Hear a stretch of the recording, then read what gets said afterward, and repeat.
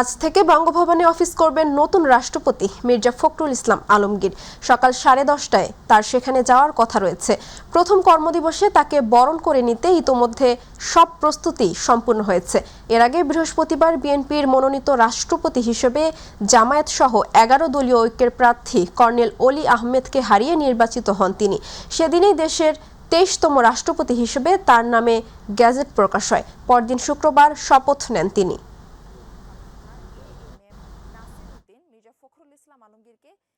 রংপুর নগরীর মাছুয়াপাড়া এলাকায় তালাবদ্ধ একটি বাড়ি থেকে রংপুর জেলা স্কুলের সাবেক শিক্ষক সহ একই পরিবারের 4 জনের মরদেহ উদ্ধার করেছে পুলিশ। নিহতরা হলেন রংপুর জেলা স্কুলের সাবেক ধর্মীয় শিক্ষক গণপতি চক্রবর্তী জুয়েল, তার স্ত্রী প্রীতিলতা চক্রবর্তী ভোলা, মেয়ে প্রার্থী চক্রবর্তী এবং 12 বছর বয়সী ছেলে প্রিয়ম চক্রবর্তী। প্রায় 3 দিন ধরে বাড়িটির গেটে ঝুলছিল তালা। পরে স্থানীয়দের সন্দেহ হলে তালা ভেঙে উদ্ধার করা হয় 4 জনের মরদেহ। পুলিশের ধারণা তাদের হত্যা করা হয়ে থাকতে পারে, তবে ডাকাতির সঙ্গে এই মৃত্যুর কোনো যোগসূত্র আছে কিনা তা খতিয়ে দেখা হচ্ছে। ঘটনাস্থল ঘিরে রেখেছে সিআইডির ক্রাইম সিন ইউনিট। সংগ্রহ করা হচ্ছে বিভিন্ন আলামত।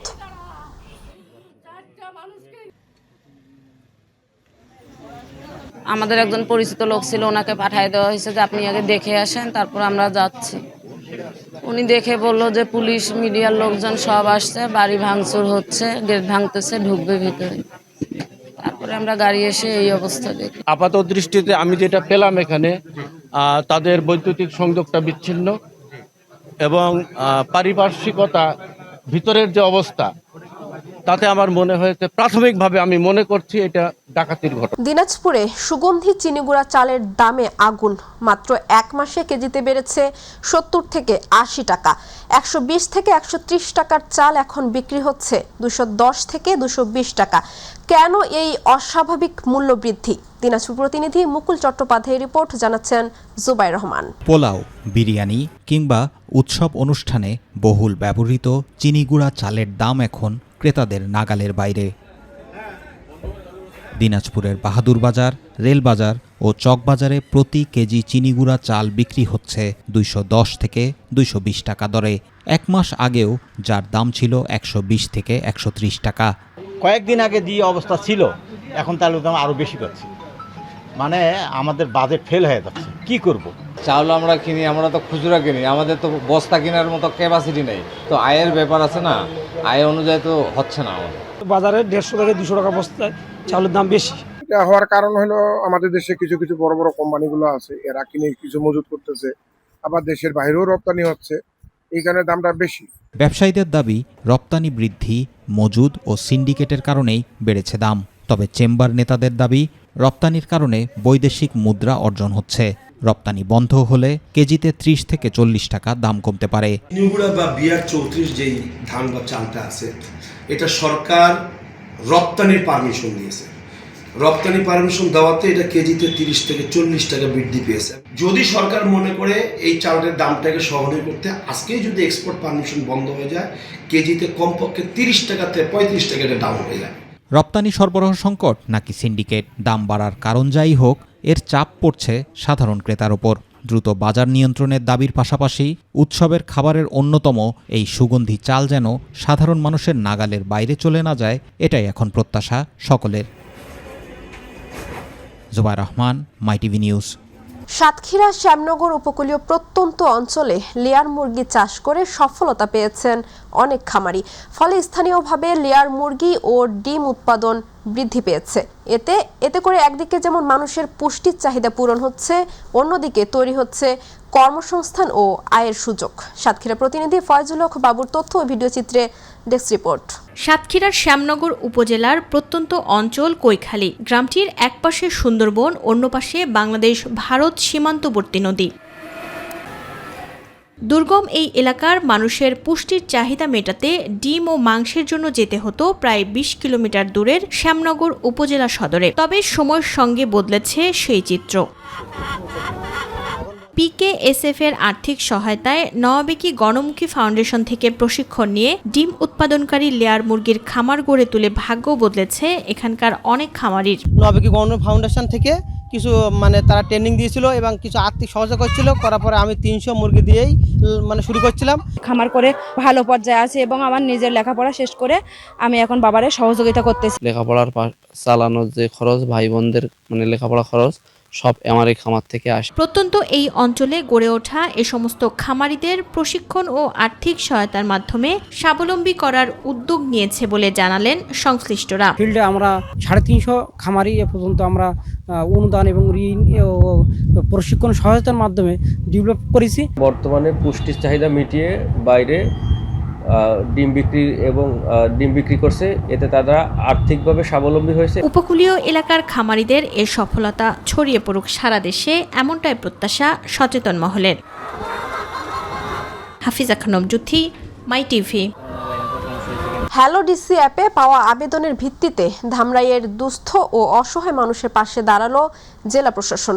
অর্থ সহায়তার পাশাপাশি প্রতিবন্ধীদের হুইলচেয়ার, শিক্ষার্থীদের শিক্ষা উপকরণ ও মেধাবীদের সংবর্ধনা দেওয়া হয়। একই সঙ্গে 3 দশক পর বেদেপল্লী পরিদর্শন করে তাদের জীবনমান উন্নয়নে উদ্যোগের কথা জানান ঢাকা জেলা প্রশাসক ও জেলা ম্যাজিস্ট্রেট মিস ফরিদা খানম। প্রতিনিধি আব্দুর রশিদ তুষারের তথ্যচিত্রে ডেস্ক রিপোর্ট। জনসেবাকে আরও সহজ ও মানুষের দোরগোড়ায় পৌঁছে দিতে চালু হয়েছে হ্যালো ডিসি অ্যাপ। এই অ্যাপে করা আবেদনের পরিপ্রেক্ষিতে ধামরাইয়ে দুস্থ ও অসহায় মানুষের মাঝে অর্থ সহায়তা প্রদান কার্যক্রম শুরু হয়েছে।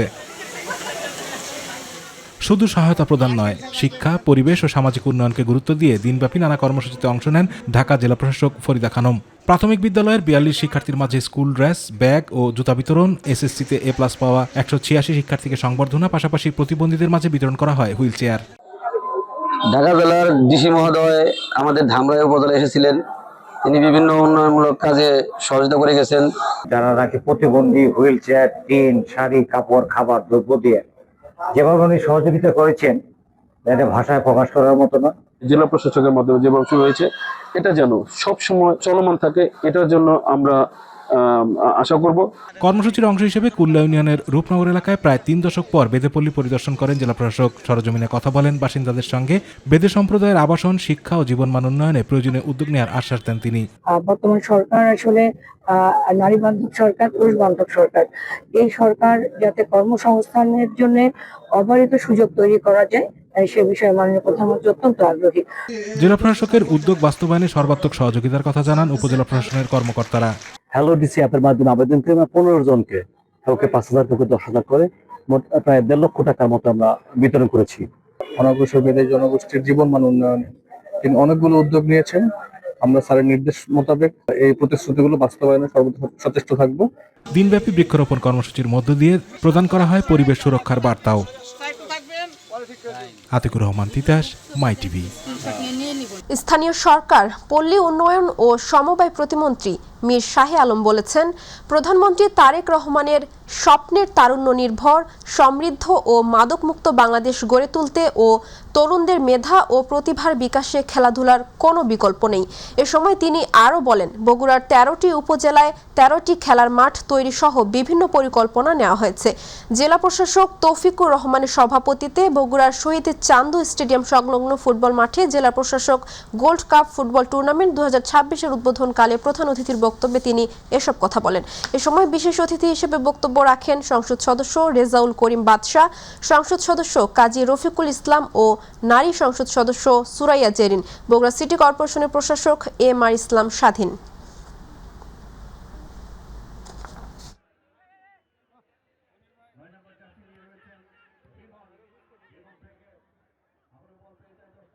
বগুড়ার খেলাধুলাকে এগিয়ে নেওয়ার জন্য বগুড়ার সকল সংসদ সদস্যদের নেতৃত্বে যা যা করার প্রয়োজন আমরা করব। আমরা চাই সবাই খেলার মাঠে আসুক। এর পাশাপাশি বগুড়া জেলার 115টি ইউনিয়নে 115টি খেলার মাঠ আমরা সরকারিভাবে নির্মাণ করে দেব ইনশাআল্লাহ। অপরাধীকে কোনো দল, গোত্র বা পরিচয়ে নয়, অপরাধী হিসেবে বিবেচনা করে আইনের আওতায় এনে সর্বোচ্চ শাস্তি নিশ্চিত করতে হবে বলে মন্তব্য করেছেন ভূমি ও চট্টগ্রাম পার্বত্য বিষয়ক প্রতিমন্ত্রী মীর হেলাল উদ্দিন। গতকাল চট্টগ্রাম নগরের হালিশহর সিভিক সেন্টারে জেলা পুলিশ আয়োজিত মাদক বিরোধী সমাবেশে প্রধান অতিথির বক্তব্যে তিনি এসব কথা বলেন।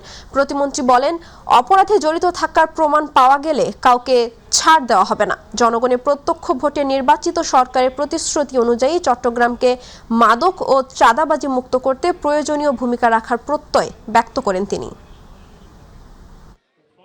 আমি পরিষ্কার করে বলতে চাই, অপরাধী কোনো দল, কোনো গোত্র, কোনো বর্ণ নেই। অপরাধী অপরাধী, এই অপরাধীকে অবশ্যই যদি অপরাধে জড়িত পাওয়া যায়, সংশ্লিষ্টতা পাওয়া যায়, তাদেরকে আইনের আওতায় এনে সর্বোচ্চ শাস্তি নিশ্চিত করতে হবে আমাদের। এটাই হচ্ছে বাংলাদেশের জনগণের ভোটে, প্রত্যক্ষ ভোটে নির্বাচিত সরকারের প্রতিশ্রুতি। পটুয়াখালীর বাউফলে 10 লক্ষ টাকার অবৈধ জাল ও নিষিদ্ধ পলিথিন জব্দ করে পুড়িয়ে দিয়েছে উপজেলা প্রশাসন। ওই সময় ভ্রাম্যমাণ আদালত বসিয়ে 3 জনকে 15,000 টাকা জরিমানাও করেছেন নির্বাহী ম্যাজিস্ট্রেট সালে আহমেদ। দিনব্যাপী উপজেলার কালাইয়া বাজার সহ বিভিন্ন স্থানে অভিযান চালিয়ে জব্দকৃত জালগুলো বিকেলে উপজেলা মৎস্য কর্মকর্তার কার্যালয়ের সামনে এনে পুড়িয়ে দেওয়া হয়। মোবাইল কোর্ট পরিচালনা করেন বাউফল উপজেলা নির্বাহী অফিসার সালে আহমেদ। এ সময় সহকারী কমিশনার ভূমি সোহাগ মিলু উপস্থিত ছিলেন। গাজীপুরে ঢাকা ময়মনসিংহ মহাসড়কের গাজীপুর সদর উপজেলার ভবানীপুর বাজার, মেম্বার বাড়ি ও বাঘের বাজারে অবৈধ স্থাপনা উচ্ছেদে অভিযান চালিয়েছে জেলা প্রশাসন।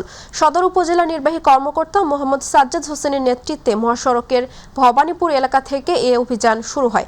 অভিযানে ভবানীপুর থেকে বাঘের বাজার ও মেম্বার বাড়ি পর্যন্ত মহাসড়কের দুপাশে গড়ে ওঠা বিভিন্ন অবৈধ দোকানপাট ও স্থাপনা উচ্ছেদ করা হয়।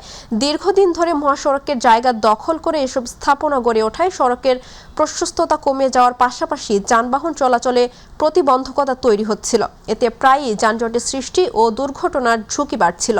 মহাসড়কের এ অভিযানে স্বস্তি ফিরে পেয়েছে সাধারণ জনগণ। সরকারি জায়গা দখল করে ব্যবসা পরিচালনা করলে ভবিষ্যতেও আইনগত ব্যবস্থা গ্রহণ করা হবে বলে জানান উপজেলা নির্বাহী কর্মকর্তা সাজ্জাদ হোসেন। বিদ্যুৎ সংকট নিরসনে প্রধানমন্ত্রী তারেক রহমানের নির্দেশনা বাস্তবায়নের লক্ষ্যে দিনাজপুরের পার্বতীপুরে ভ্রাম্যমাণ আদালত পরিচালনা করেছে উপজেলা প্রশাসন। রাত 8টার পর ব্যবসা প্রতিষ্ঠান খোলা রাখার অপরাধে শনিবার শহরের নতুন বাজার এলাকায় একটি দোকানকে প্রথমবারের মতো সতর্কতামূলক 500 টাকা জরিমানা করা হয়। আগামীতেও নিয়মিত এ অভিযান পরিচালনার কথা জানিয়েছেন নির্বাহী ম্যাজিস্ট্রেট ও সহকারী কমিশনার ভূমি মাহমুদ হোসাইন রাজু। নানা সীমাবদ্ধতা আর বছরের পর বছর চিনি কারখানার লোকসান সবকিছুর মধ্যেও নতুন রেকর্ড করেছে চুয়াডাঙ্গার দর্শনা কেরু অ্যান্ড কোম্পানি। 2025-26 অর্থ বছরে প্রতিষ্ঠানটির মোট মুনাফা দাঁড়িয়েছে 165 কোটি 24 লাখ 31 হাজার টাকা। একই সময়ে সরকারি রাজস্ব খাতে ভ্যাট ও আয়কর হিসেবে জমা দেওয়া হয়েছে প্রায় 153 কোটি টাকা। কেরুজ কমপ্লেক্সের 6টি বিভাগের মধ্যে 5টি এবার মুনাফা করেছে। সবচেয়ে বেশি আয় এসেছে ডিস্টিলারি বিভাগ থেকে। এই বিভাগে মুনাফা হয়েছে 223 কোটি 79 লাখ 32 হাজার টাকা। তবে মুনাফার চিত্রে বড় অস্বস্তির জায়গা চিনি কারখানা। এবারও এ বিভাগে লোকসান হয়েছে 60 কোটি 19 লাখ 73 হাজার টাকা।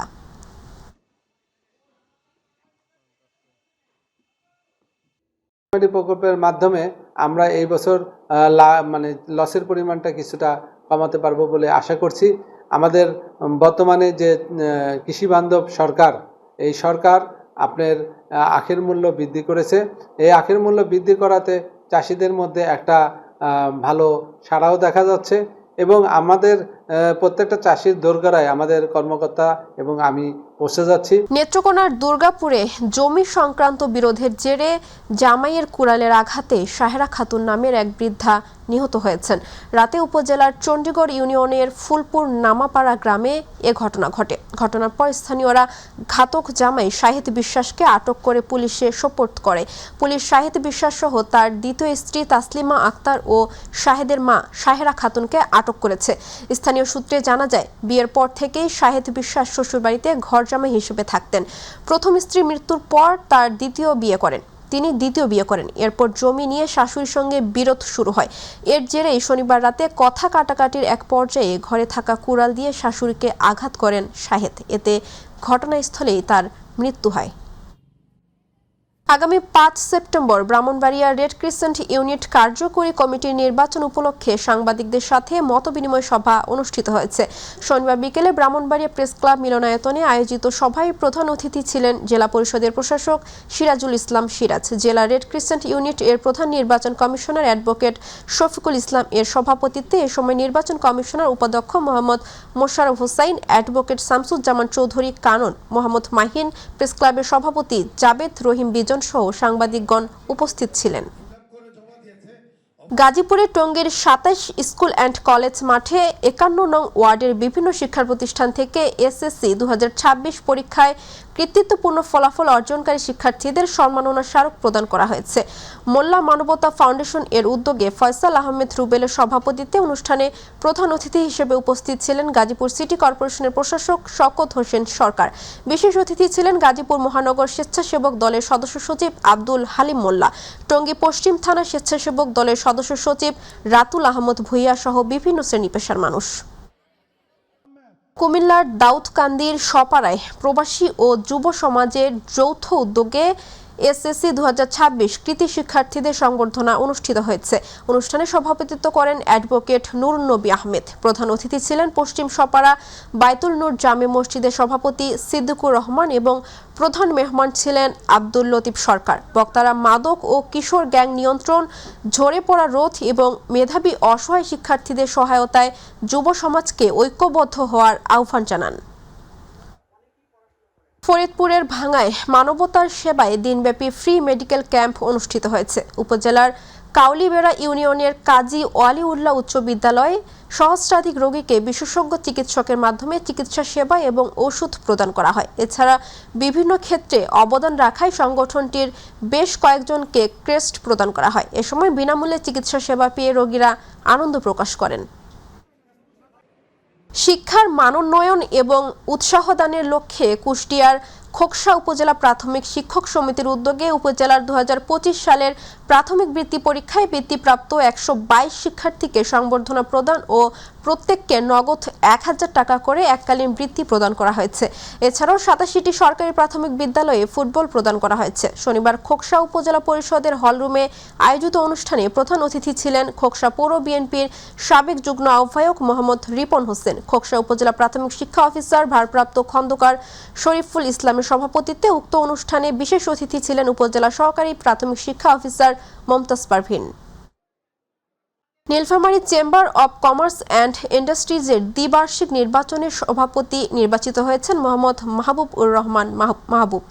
সিনিয়র সহসভাপতি নির্বাচিত হয়েছেন রাজকুমার পোদ্দার রাজু এবং সহসভাপতি নির্বাচিত হয়েছেন মোহাম্মদ আক্তার হোসেন স্বপন। শনিবার নীলফামারী শহরের রাবিয়া বালিকা বিদ্যালয় নিকেতন কেন্দ্রে ভোট গ্রহণ অনুষ্ঠিত হয়। ভোট গ্রহণ শেষে ভোট গণনা করে ফলাফল ঘোষণা করা হয়। সভাপতি পদে মোহাম্মদ মাহবুবুর রহমান মাহবুব 280 ভোট পেয়ে নির্বাচিত হন। তার নিকটতম প্রতিদ্বন্দ্বী সোহেল পারভেজ পেয়েছেন 276 ভোট। চট্টগ্রাম সদর সাব রেজিস্ট্রি কার্যালয়ের এক কর্মচারীর বিরুদ্ধে অনিয়ম, হয়রানি ও অতিরিক্ত অর্থ আদায়ের অভিযোগ তুলে বদলির দাবিতে মানববন্ধন করেছেন ভুক্তভোগী ও সচেতন নাগরিকরা। চট্টগ্রাম প্রেস ক্লাবের সামনে সচেতন নাগরিক ও ভুক্তভোগী জনসাধারণ এর ব্যানারে এ মানববন্ধন অনুষ্ঠিত হয়। মানববন্ধনে অংশ নেওয়া ব্যক্তিদের অভিযোগ, ভূমি দলিল নিবন্ধনের সময় সরকারি ফির বাইরে অতিরিক্ত অর্থ দাবি এবং নানা ধরনের জটিলতা তৈরির কারণে তারা হয়রানির শিকার হয়েছেন।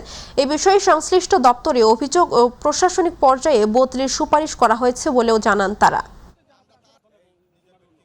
গাইবান্ধার সাদুল্লাপুরে উপজেলা বিএনপির প্রতিষ্ঠাতা সেক্রেটারি আর.এ. গনি স্কুল অ্যান্ড কলেজের প্রধান শিক্ষক ও যুব উন্নয়ন অধিদপ্তরের মহাপরিচালক মোতাহার হোসেন টিপুর পিতা মোহাম্মদ আইয়ুব আলী সরকারের দাফন সম্পন্ন হয়েছে।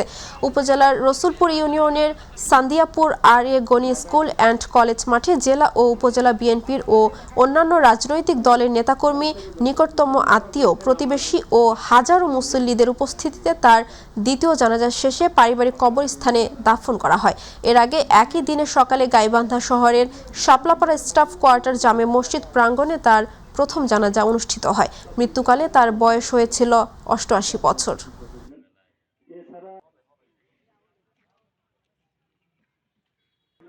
পুষ্টিতে ভরপুর দেশি বিদেশি ফল, স্বাস্থ্যকর খাবার হিসেবে যার চাহিদা বরাবরই বেশি, কিন্তু বাড়তি দামে এখন অনেক ফলই সাধারণ মানুষের নাগালের বাইরে। ফল আমদানিকারকদের জন্য সম্প্রতি এলসি খোলার ক্ষেত্রে শতভাগ নগদ মার্জিনের বাধ্যবাধকতা তুলে নিয়েছে বাংলাদেশ ব্যাংক। এতে আমদানি সহজ হওয়ার পাশাপাশি বাজারে ফলের সরবরাহ বাড়বে, কমবে দাম এমন প্রত্যাশা থাকলেও বাজারে এখনো দাম বাড়তি। ফলের বাজার ঘুরে প্রতিবেদন করেছেন সাদিয়া হক মৌ। ফলের দাম আমাদের সামর্থ্যের বাইরে। আমাদের বেশি দিয়ে কিনে আনতে হয়, ওই বাবদে আমরা বেশি বিক্রি করতে হয়। বাজারে সারি সারি ফল, আপেল, কমলা, আঙুর, মালটা থেকে শুরু করে দেশি বিদেশি নানা ফলের সমাহার। তবে ফলের দিকে তাকালেও অনেক ক্রেতার হাত যেন পৌঁছায় না দামের কারণে। ফলের দামটা যদি নাগালে থাকে তাহলে আমাদের জন্য ফলটা নেওয়াটা সহজ হয়। সরকারের উচিত আর একটু এখানে হস্তক্ষেপ করা, ফলের দামটা সাধারণ মানুষের সীমাবদ্ধতার মধ্যে নিয়ে আসা। খুচরা ফল বিক্রেতারা বলছেন, ফলের দাম বাড়ার পেছনে রয়েছে একাধিক কারণ। আমদানিকারকদের কাছ থেকে আড়ত, আড়ত থেকে পাইকার এবং পাইকার থেকে খুচরা বাজার, প্রতিটি পর্যায়ে বাড়ছে দাম। সাধারণ মানুষের কেনার ক্ষমতার বাইরে, এটা তো সবাই কিনা খাইতে পারতেছে না। দেখা যাইতেছে 1 কেজি আপেল 400 টাকা, 350 টাকা, এটা তো সবাই কিনা খাইতে পারতেছে না। আমদানি একটু বেশি হলে একটু কমে, আবার যদি মালের ক্রাইসিস থাকে ওই সময় বাড়াই দেয়। এরই মাঝে স্বস্তির খবর, চলতি মাসের 16 তারিখে বাংলাদেশ ব্যাংক থেকে ফল আমদানিতে এলসি খোলার ক্ষেত্রে নগদ মার্জিন বা পুরো 100% টাকা আগে জমা দেওয়ার যে বাধ্যবাধকতা ছিল তা প্রত্যাহার করে নেওয়া হয়েছে। তবে ফল আমদানিকারকরা বলছে, ব্যাংক থেকে শুধু মার্জিন কমালেই হবে না, কাস্টমস থেকে শুল্ক ও অন্যান্য চার্জ না কমালে ফলের দাম কমবে না। এখানে সবচেয়ে বড় আমদানিতে অন্তরায় সেটা হলো গিয়া আপনার কাস্টমসের যে ডিউটি লাগে, আমাদের শুল্ক লাগে, এটা অনেক অনেক উচ্চ হারে শুল্ক দিতে হয় বাংলাদেশ। আমরা আশাবাদী যে সরকার আমাদেরকে ডিউটির ক্ষেত্রে কিছুটা ছাড় দেবে। কাছে আমাদের এটা আবেদন থাকবে যে এগুলোর ডিউটিটাকে সীমিত রাখা, তাহলে সর্বসাধারণ এটাকে খেতে পারবে। খুচরা ফল ব্যবসায়ীরা বলছেন, ব্যাংকের নির্দেশনার প্রভাব এখনো পড়েনি বাজারে। একই সাথে সিন্ডিকেটের বিরুদ্ধে নজরদারি বাড়ানোর তাগিদ রয়েছে তাদের। আড়তদাররা সিন্ডিকেট করে তো সব একদম বিক্রি করে, আমার বাধ্যে আনতে হয়। যারা ইনফোরা তারা সিন্ডিকেট করে বাজারে যাত্রা দামটা বাড়ায়। এদিকে ক্যাবের সভাপতি বলছেন, পুরো সরবরাহ ব্যবস্থায় কার্যকর মনিটরিং নিশ্চিত করলে ফলের দাম নিয়ে সুফল পাবে সাধারণ মানুষ। আমরা দেখছি যে সরকারের বিভিন্ন অর্গানগুলোর সমন্বয় নেই, আর এটা দেখভাল করার জন্য আসলে কোনোটাই নেই। ব্যবসায়ীরা যে যার মতো বিজনেস করছে এবং আলটিমেটলি কী হচ্ছে, ব্যবসায়ীরা অতি লাভবান হচ্ছে, আর হলো সবচেয়ে বেশি সাফারার হচ্ছে ভোক্তারা। শিশু থেকে বৃদ্ধ সকলের খাদ্য তালিকায় থাকা উচিত ফল। যদিও বৈশ্বিক অর্থনৈতিক চাপ, পাইকারি ও খুচরা ফলের দোকানের দামের পার্থক্য এবং ব্যাংকিং কিছু জটিলতা ফল আমদানিকারকদের ক্ষেত্রে, সবকিছু মিলে ফল কিনে খাওয়া বাংলাদেশের মানুষের জন্য যেন এক বিলাসিতা। যদিও বাংলাদেশ কেন্দ্রীয় ব্যাংক থেকে ফল আমদানিকারকদের জন্য ব্যাংকিং কিছু নিয়মাবলী শিথিল করা হয়েছে, তবে প্রশ্ন হলো, এতে করে কি সুফল মিলবে? সংশ্লিষ্টরা বলছেন, বাজার ব্যবস্থাপনাকে কঠোর মনিটরিংয়ের আওতায় আনলেই সম্ভব ফলের দাম নিয়ন্ত্রণে আনা। সাদিয়া হক মৌ, মাই টিভি, ঢাকা।